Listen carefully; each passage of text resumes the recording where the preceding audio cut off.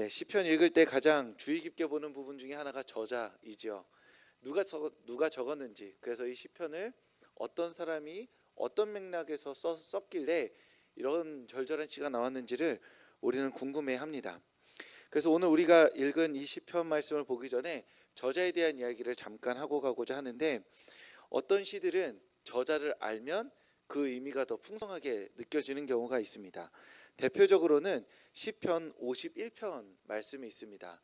시편 51편 17절 말씀 이렇게 나와 있습니다. 우리 한 목소리로 읽어보겠습니다. 하나님께서 구하시는 제사는 상한 심령이라. 하나님이여 상하고 통회하는 마음을 주께서 멸시하지 아니. 아멘. 그냥 이렇게 읽으면 나 되게 간절히 기도하는가 보다 싶은데, 이 시편 말씀을 다윗이 밧세바와 간음을 저지르고 하나님의 심판을 받아서 그 품었던 아이까지 잃어버린 상태에서 이 시를 적었다라고 말하면 이야기가 달라지는 거죠. 그냥 상한 심령이라고 느껴지는 것과 다윗이 겪었을 상한 심령, 자신의 죄로 말미암아 잃어버린 생명들, 그리고 하나님의 심판까지 복합적으로 알게 되면서 이 저자가 누구냐에 따라 시편을 읽을 때 그 풍성함이 달라지는 것을 볼 수 있습니다. 그래서 우리는 저자가 누구인지를 주의 깊게 살펴보려고 하지요. 그런데 이 시편 51편이 조금 다른 측면에서 보자면 꼭 다윗이 어느 날 밤에 그 마음을 가지고 한자 한자 꾹꾹 눌러 쓴 시가 아닐 수도 있습니다. 어떤 시이냐면, 다윗의 이야기를 충분히 알고 있던 어떤 사람이 다윗이 이때에 얼마나 간절하고 아팠을지를 깊이 공감하다가 그 마음을 다윗의 마음이라 자신이 여기고 시를 기록한 것일 수 있는 것이죠. 그래서 이 시를 쫙 쓴 다음에 이 시는 내가 다윗이 되어서 쓴 시, 다윗의 마음으로 온전히 통회하며 쓴 시라고 해서 이 시 옆에 다윗의 이름, 다윗에게 이 시를 돌린 것일 수도 있습니다. 이스라엘은 그렇게 많이 쓰기도 했고 자신이 쓴 다음에 다윗에게 그 시의 영광을 돌리기도 한 경우들이 많이 있었던 것이죠. 누가 썼느냐, 그리고 이것이 어떻게 쓰여졌느냐, 그것은 사실 신학자들의 문제입니다. 그걸로 밥벌이 하는 사람들이 치열하게 싸우고 다윗이 썼네 만회하는 것이고, 우리의 입장에서는 누가 썼는지 어떠한 상황이었는지를 구체적으로 끌고 오기보다 더 중요한 것은 그 시 안에 담긴 마음이라는 것이죠.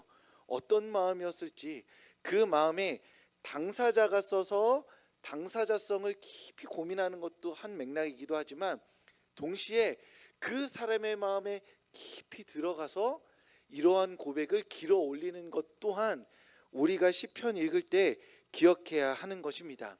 그래서 시편을 읽을 때 내가 그 시편의 저자의 마음에 들어가서 이 사람 되게 힘들었구나 라는 것도 한편의 읽기이지만, 동시에 시편에 있는 내용을 보면서 나의 이야기를 담아서, 또는 시편을 읽으면서 떠오르는 다른 사람의 이야기를 담아서, 맞아, 나도 힘들고 다윗도 힘들고 또 이러한 상황에 처해 있는 옆집, 윗집, 아랫집 그 사람도 참으로 힘들겠구나, 나의 마음도 이렇게 쓰린데 그 옆집, 앞집, 뒷집의 사람은 얼마나 쓰린 마음으로 이렇게 기도하고 있을까라고 떠올리면서 그를 위해서, 나를 위해서, 우리를 위해서 기도하게 만드는 것이 바로 시편이다라는 것입니다.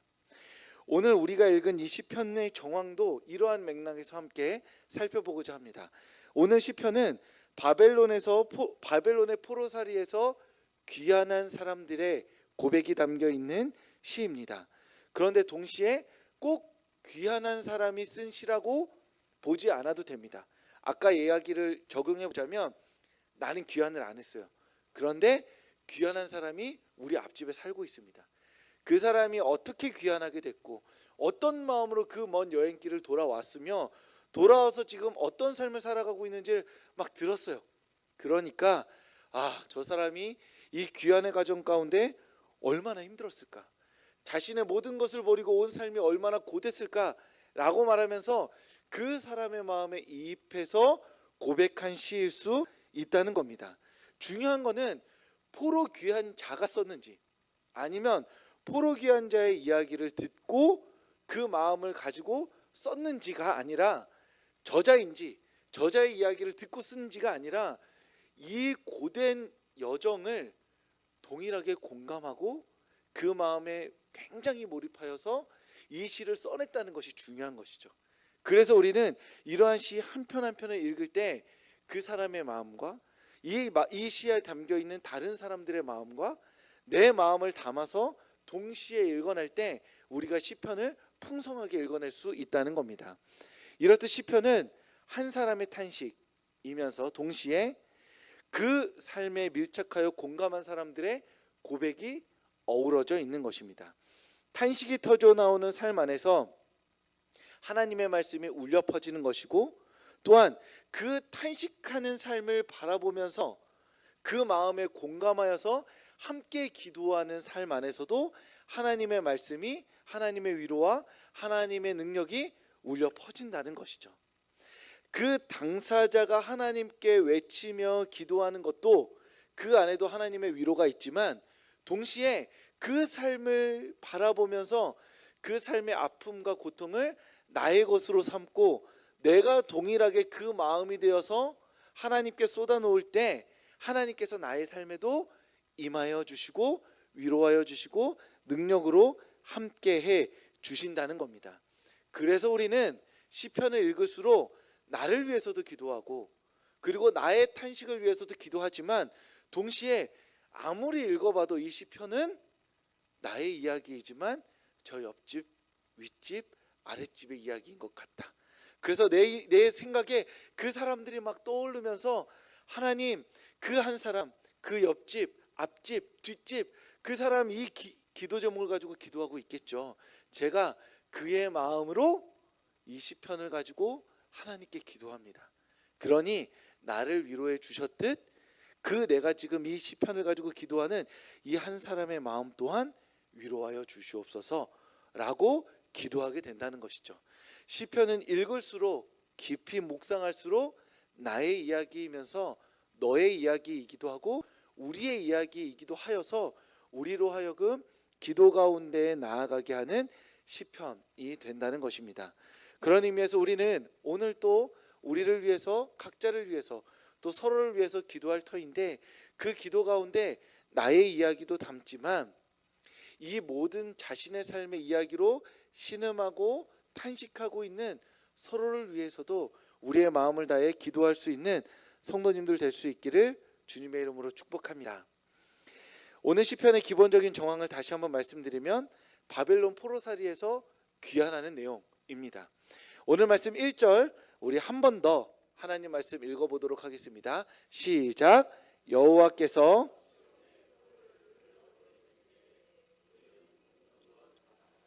아멘.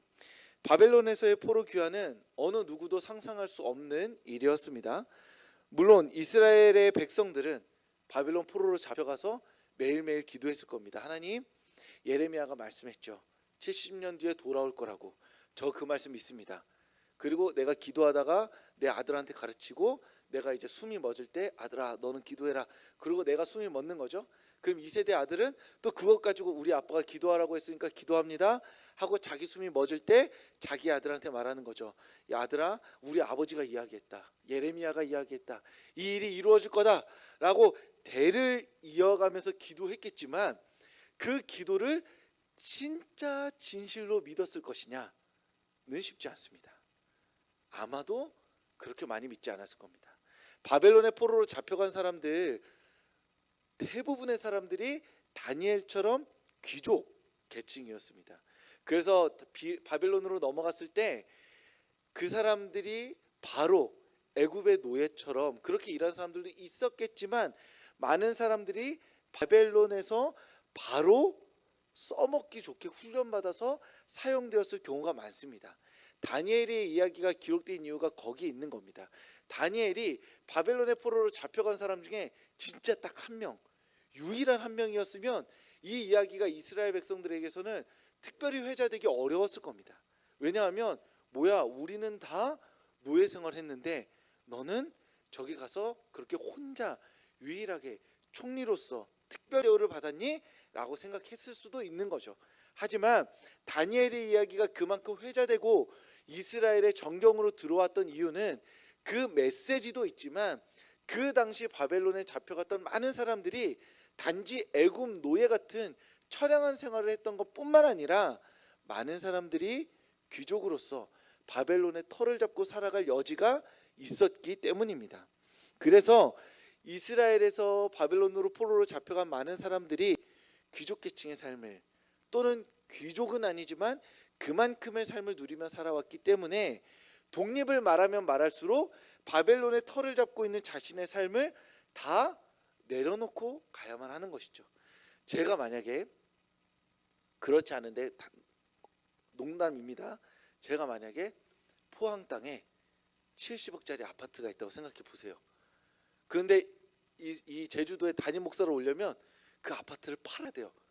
조건이 그겁니다. 그럼 제가 왔겠죠. 네. 그런데 올 때 무게가 다르겠죠. 70억을 사회에 환원하고 제가 제주도 담임 목사로 와야 된다고 생각을 해보세요. 그러면 아주 단순한 얘기지만 70억을 포기해야 하는 이유를 막 찾을 거 아니에요? 사람 마음에 이런 마음인 겁니다. 이스라엘 백성들이 바벨론에서 70억짜리 부동산이 있었던 건 아니지만 70년을 이어오면서 세대를 거쳐가며 뿌리 내리고 언어도 다르고 문화도 다르고 가정 안에서 이스라엘 백성으로서 살았던 거지 바벨론에서는 누가 알아볼 수 있었겠느냐 이 말인 거죠. 그들이 하나님의 말씀이 도래했을 때, 고레스 왕에 의해서 돌아가야 했을 때 자신들이 돌아가야 될지 말아야 될지는 누구도 상상할 수 없었던 겁니다. 기도하지만 그 기도가 진짜 이루어질 거라고 여겼을 거라고는 생각하기 쉽지 않았던 것이죠. 마치 우리나라 독립군들이 대한의 독립을 위해 독립운동을 하지만 일본이 너무나 견고해서 진짜 독립이 올까? 우리가 이렇게 일본의 주요 인물들을 암살한다고 해서 정말 이 나라에 독립이 올까? 그 의심을 하면서도 독립운동을 동시에 진행했던 것과 같은 겁니다. 믿음이 있지만 믿음이 없는 것이죠. 이스라엘이 하나님의 말씀에 의해서 독립할 것이라고 믿지만 동시에 대를 이어가면서 그 믿음은 약해질 수밖에 없는 겁니다. 그런 의미에서 이스라엘의 귀환은, 그것은 바로 하나님이 하셨다라고밖에 말할 수 없는 특별하고 놀라운 일이었던 것이죠. 그 당시에는 모든 사람들이 와, 이거는 우리가 기도해서 된 게 아니다. 이거는 하나님이 하시기로 작정하셨기 때문에 이루어진 일이라고 믿고 포로 귀환의 자리에 몸을 실은 겁니다. 자, 우리가 오래도록 기도했고 우리 아버지도 우리 아들도 그리고 모든 일가 친척이 기도해서 우리의 기도가 이루어졌으니 가자가 아니었던 거죠. 하나님이 이 특별하고 놀라운 일을 말도 안 되는 시기에 도저히 형언할 수 없는 방식으로 이루셨으니 우리가 이제 몸을 실을 수밖에 없게 된 겁니다. 그래서 포로 귀환의 행렬에 들어왔던 것이고, 포로 귀환을 했던 사람들은 하나님께서 행하시는 크고 놀라운 일들을 경험했기에 하나님만 의지해서 이스라엘 땅을 향하여서 한 걸음 한 걸음 걸어왔던 것이죠. 우리가 바라고 소망하는 하나님이 바로 이 하나님인 것입니다. 우리가 나의 삶을 들고 하나님께 나아갈 때, 우리의 기도 제목을 가지고 하나님께 나아갈 때 우리는 하나님을 믿지만 믿지 않습니다. 하나님을 신뢰하지만 신뢰하지 못합니다. 그 양가 감정 사이에서 우리가 바라는 건 무엇이냐 하면, 하나님, 내가 내 삶을 돌아보면 하나님 잘 못 믿겠습니다. 기도가 자꾸 실패해요. 그런데 하나님 말씀을 믿고 용기 가지고 기도할 때는 하나님이 당장 기도를 이루어줄 것만 같습니다. 내 마음은 이렇게 갈팡질팡하니 에라 모르겠다. 하나님 일단 들어주세요. 우리가 상상할 수 있는 방식, 내가 기대하는 방식, 내가 계산하는 삶의 방식으로 이루어 주시는 것이 아니라 그냥 모르겠으니까 느닷없이 내 인생에 도적같이 나타나 주셔서 이 모든 일을 후룩 해결해 주세요 라고 기도하는 게 자포자기의 마음이면서 하나님을 믿는 우리의 마음이다 라는 것입니다. 그런 의미에서 우리는 우리의 삶에 도적같이 임하실, 우리의 불신과 또는 우리의 믿음과 상관없이 우리의 연약함을 보시고 임하실 하나님을 기대하고 소망하는 사람들이라는 겁니다. 그리고 때마다 잊을만 하면 하나님께서 그러한 일을 우리 가운데 행하여 주신다고 저는 믿습니다. 제 40년 인생 중에 한두 번 그런 적이 있었습니다. 그래서 이게 하나님을 안 믿기에는 잊을만 하면 하나님이 일하시고, 간절히 믿기에는 하나님이 너무 뜨문뜨문 일하시기 때문에, 이게 베데스다 연못가에서 한 20년 전에 한번 천사가 온 걸 본 거예요. 근데 막 안슬아슬할 때 한번 올 것 같은데 라는 마음이 우리의 마음에 있는 것이죠. 꼭 내가 경험하지 않았다고 하더라도 내 주변에 그러한 간증의 기록들이 있기 때문에 우리는 그 자리에 머물면서 기도하게 됩니다.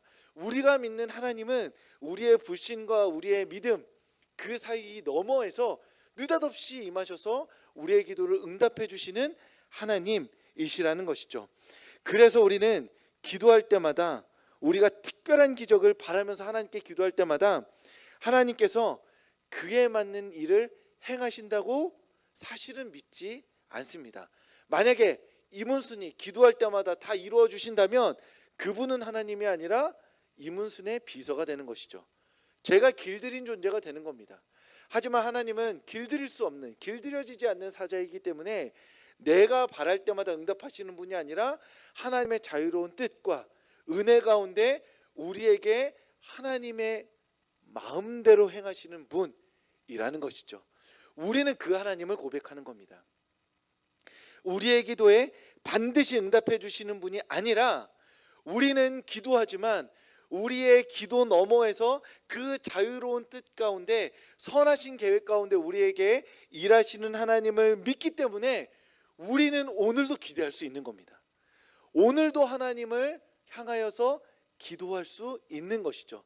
내 뜻대로 임하시는 하나님 아니고, 나의 삶의 낙심에 따라서 하나님이 좌지우지되는 분이 아니라, 하나님은 자유롭게 일하시기 때문에, 하나님 맞아요, 저 솔직히 말하면 지난주에 실패했습니다. 아주 솔직히 말하면 지난주에 낙심했습니다. 하나님 없는 거 확실한 것 같습니다. 하나님 내 인생에 일하시는 분 아닌 거 거의 99%입니다.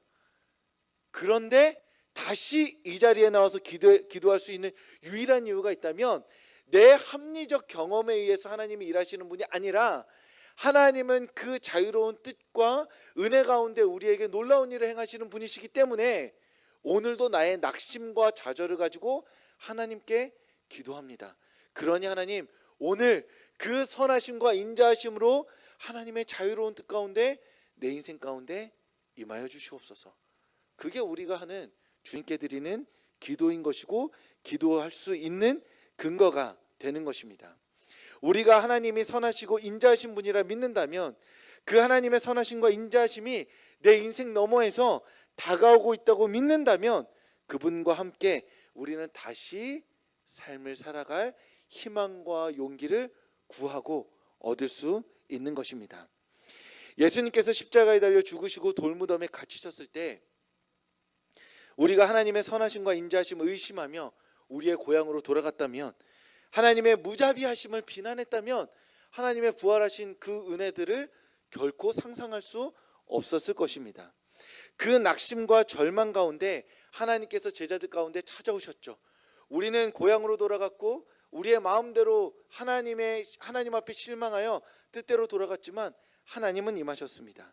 그리고 다시 한번 그 낙심과 절망 가운데는 제자들을 찾아가 주셔서 그들을 복음의 증인되게 하셨던 것이죠. 십자가의 죽음과 그 처참함과 비참한 상황에서도 하나님의 선하심과 인자하심이 면면히 흐르고 있었던 겁니다. 부활의 예수님을 믿는 성도님들, 오늘 우리도 여전히 희망 가운데 계속해서 기도하고자 합니다. 절망하거나 낙심하지 않고 하나님의 비상하고 특별한 응답이 있을 것이라 믿고 다시 한번 기도하고자 합니다. 맞습니다. 우리 지난주에도 기도했고 지지난주에도 기도했습니다. 근데 기도 응답이 아직 완행 열차라서 안 오고 있습니다. KTX면 도착했을 텐데 천천히 오고 있는 것 같습니다. 그럼에도 불구하고 어차피 지난주에도 실패했는데 오늘 오겠어? 라고 생각하면서 차가운 마음으로 기도하는 것이 아니라, 예수 그리스도가 돌무덤 가운데 그 죽음의 사흘 동안 계신 그 시간 가운데서 우리의 차가워진 마음 가운데서도 하나님께서 예수 그리스도를 다시 살리시고 일으키셨던 것처럼 오늘 우리가 머물고 있는 어찌 보면 좌절과 낙심의 시간이, 냉랭하고 차가운 마음의 시간이 그 돌무덤의 사흘이라 믿고 이 시간이 하나님의 부활이 다가오고 있는 시간이라고 믿고 오늘도 간절한 마음으로 기도하는 성도님들 되실 수 있기를 주님의 이름으로 축복합니다. 그래서 우리는 우리의 낙심과 절망을 끌어안고 하나님의 희망을 기대하며 기도할 수 있는 것입니다. 그러니 오늘도 우리 안에 있는 기도 제목들, 서로를 향한 간절한 기도 제목들을 가지고 하나님 앞에 힘써서 그 우리의 모든 그 낙심과 차가워진 마음을 가지고 하나님께 기도할 수 있는 성도님들 되시길 주님의 이름으로 축복합니다. 바벨론 포로 귀환자들이 이스라엘에 돌아왔습니다. 앞서 말씀드렸듯 70년의 기도가 쌓였고 이건 하나님이 하신 일이야 라고 믿고 예루살렘에 도착했습니다. 그런데 예루살렘에 문제가 있습니다. 왔더니 자신들이 이 긴 시간을 어떻게 왔는지 막 오면서 상상했을 거 아니에요. 예루살렘이 좋대, 이스라엘 진짜 아름답대, 하나님의 은혜가 넘친데 왔더니 권세 잡은 자들은 다 이방 사람인 겁니다.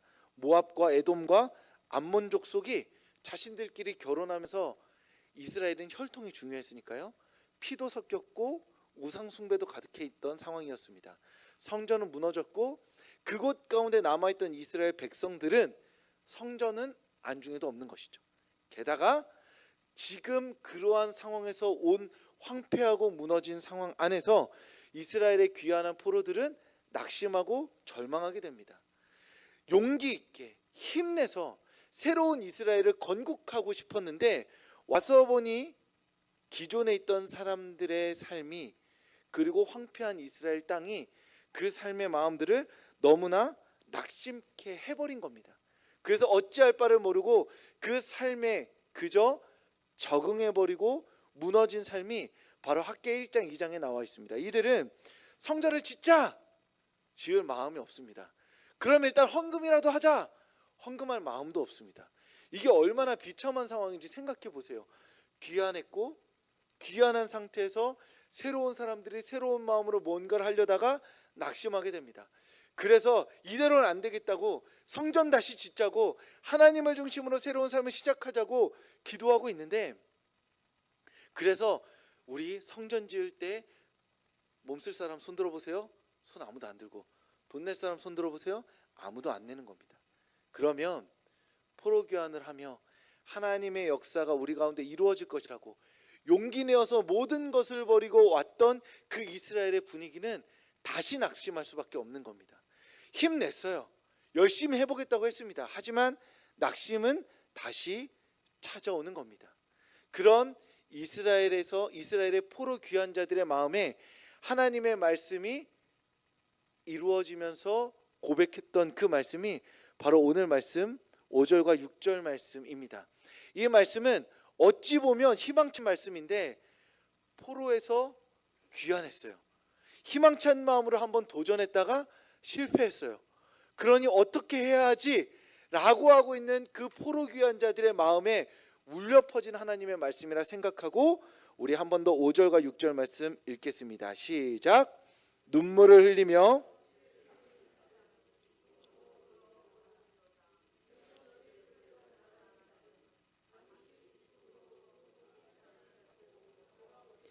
아멘.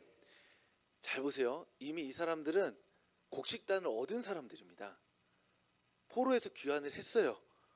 그러니까 이미 다 울었어요. 씨 이미 70년 동안 뿌린 거예요. 곡식단, 이 사람들의 곡식단은 뭐였죠? 돌아오는 거예요. 그러면 내가 끌어안은 곡식단을 가지고 이제 그거 타작해가지고 행복하게 잘 먹고 잘 살았습니다가 이스라엘 예루살렘 땅에서의 결론이 되어야 한다는 것이죠. 그런데 왔더니 다시 하나님의 말씀이 임한 게 무엇이냐 하면 눈물을 흘리며 씨를 뿌려라 인 겁니다. 이게 저는 참 잔인하고 슬픈 말씀인 것 같아요. 모를 때는 기분 좋은 말인데, 자 노력해보자 하는데 한 번 실패한 거예요. 나는 이미 곡식단을 갖고 왔는데 갖고 온 곡식단이 썩어서 예루살렘에서 먹을 게 없는 겁니다. 그래서 하나님께 기도했더니 눈물을 흘리며 씨를 뿌리는 자는 기쁨으로 돌아올 것이다 라고 하나님께서 말씀해 주고 계신 것이죠. 쉽게 상상이 안 됩니다. 이 말씀을 처음 들었을 때 포로에서 귀환한 자들이 느꼈을 어떤 절망감, 또요? 또 울어야 하나요? 라는 마음들. 조심스럽게 이러한 삶을 생각해 보자면, 상상해 보자면 삶의 고비를 넘길 때쯤 또 다른 고비가 찾아오는 성도들이 있습니다. 코너를 돌았다고 생각했는데 또 코너가 나와요. 긴 터널을 지나서 저 끝에 빛이 있는 줄 알고 막 달려갔는데 빛을 잡을 것 같았는데 또 빛이 꺼지는 삶들이 있습니다. 쉽게 말할 수 없는 삶이 있더라고요. 제가 내 삶도 고비고비가 있었던 것 같다 라고 농담으로라도 말할 수 없게 만드는 삶의 굴곡들이 성도님들의 삶에 있더라는 겁니다. 눈물을 흘려서 씨를 뿌렸고 추수를 했는데 그 추수를 한 것을 타작해서 밥 한 끼 기분 좋게 먹을 시간조차 주지 않고 다시 찾아오는 삶의 눈물들이 있더라는 겁니다. 겹겹이 쌓인 삶의 고난으로 말미암아 낙심한 이들의 모습이 바로 바벨론의 포로 귀환자들이고 이 말씀을 마주한 사람들인 것이죠. 눈물을 계속해서 부르는 그 삶인 겁니다. 이러한 삶 가운데 무슨 말을 할 수 있을까요? 성도님들의 삶에, 제가 성도님들의 삶을 다 알 수 없으니 그 삶의 구비구비마다 계속해서 넘어왔던 그 고비들, 또 마주한 고비들 앞에서 하나님이 성도님들에게 어떤 말씀을 해주시기를 원하시나요? 이 말씀을 또 해주신다면 어떤 마음으로 이 말씀을 마주할 수 있을까요? 그럼에도 불구하고 이사야는 이렇게 포로로 귀환한 사람들에게 하나님의 말씀을 또다시 선포합니다. 하나님의 말씀을 선포하는 자는 이것이 자신의 부르심이기 때문에 선포할 수밖에 없는 것이죠. 기분 좋게 너무 신나서 선포한 게 아닙니다. 눈물 흘리며 씨를 뿌리는 자들, 그래서 곡식단을 안 왔지만 곡식이 썩어 있어서 다시 눈물을 흘리며 씨를 뿌리는 자들, 이 씨가 다시 열매 맺을 수 있을지 없을지 모르는 자들, 삶에 격혀이 쌓인 고난으로 말미암아 하나님께 끊임없이 왜 하나님 또 접니까라고 묻는 그 인생을 향해서 하나님의 사람은 하나님의 말씀을 동일하게 선포할 수밖에 없는 이유가 하나님이 그 말씀을 선포하라 하시기 때문이죠. 우리의 그 켜켜이 쌓인 고난은 하나님의 말씀으로만 위로받을 수 있기 때문에 그 낙심하고 절망하고 심지어 하나님 앞에 탄식하며 하나님 없다고 말하는 그 마음에 다시 한번 하나님의 말씀이 선포되어지는 것입니다. 이사야 말씀 함께 보도록 하겠습니다. 이사야 43장 말씀이죠. 이사야 43장 19절과 20절 말씀입니다. 눈물을 흘리며 씨를 뿌리는 자들에게 하나님께서 다시 한번 말씀하십니다. 우리 함께 읽도록 하겠습니다. 보라, 내가 새 일을 행하리니 너희가 그것을 알지 못하겠느냐? 반드시 내가 광야의 길을 사막의 강을 내리니 장차 들짐승 곧 승냥이와 타조도 나를 존경할 것은 내가 광야의 물을 사막의 강들을 내어 내 백성 내가 택한 자에게 마시게 할 것임이라. 아멘. 하나님께서 다시 말씀하십니다. 보라, 내가 새 일을 행하리라. 이것이 우리에게 다시 당도한 하나님의 말씀입니다. 하나님, 언제까지 눈물을 흘려야 할까요? 이번에 또 씨를 뿌려야 하나요? 지난번에 열매도 추수를 못했는데 왜 제 인생에 다시 씨를 뿌려야 하는 삶을 말씀하시나요? 그 말씀 앞에 하나님이 함께 눈물을 흘리며 다시 보라고, 내가 너의 인생에 새 일을 행하겠다고, 내가 나타낼 것이라고, 그러니 나와 함께 기도하자고 주님께서 말씀하십니다. 이 희망과 구원의 말씀 앞에서 우리는 이 고백을 드릴 수밖에 없습니다. 주님, 언제까지입니까? 예수님께서 십자가 위에서 어찌하여 나를 버리십니까? 라고 고백하였던 것처럼 우리 또한 예수님의 마음으로 주님, 또 다시 나를 버리시는 것 같습니다. 나는 주님 앞에 버려진 것 같습니다. 라고 고백할 수밖에 없음을 인정해야 합니다. 그 우리의 인정 앞에서 주님께서 말씀하십니다. 내가 너의 단식을 한다고, 굽이치며 살아온 삶의 고됨을 안다고, 나는 다시 너에게 말하고 싶다고, 보라, 내가 새 일을 행하겠다. 너의 인생의 사막에 강을 내고야 말겠다. 그러니 이 말씀 앞에서 함께 기도하자고 주님이 기도의 자리로 우리를 초청하십니다. 수요예배 나오신 성도님들, 우리 시간 함께 기도하길 소망합니다. 우리의 삶을 가지고 기도하길 소망합니다. 주님이 버리신 것 같은 그 시간들 안에서 하나님이 다시 한번 사막에 강을 내겠다 말씀하십니다. 그러니 그 하나님을 믿고 우리 시간 함께 기도합시다. 주님께서 우리 인생에 강을 내주실 것입니다.